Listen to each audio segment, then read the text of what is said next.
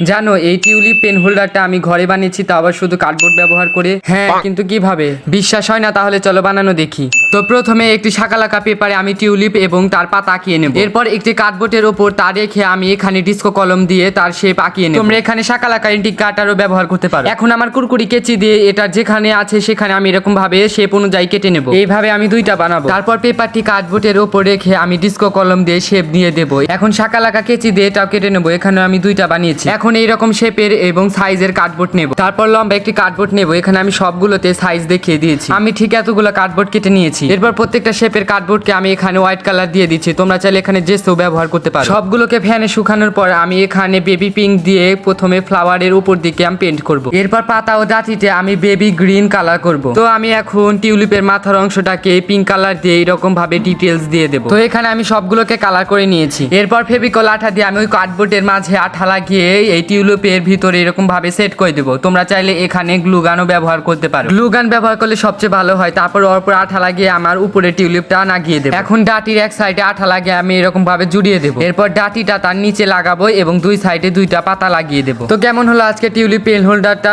যদি ভালো লাগে একটা লাইক করে দিয়ে যেও। কষ্ট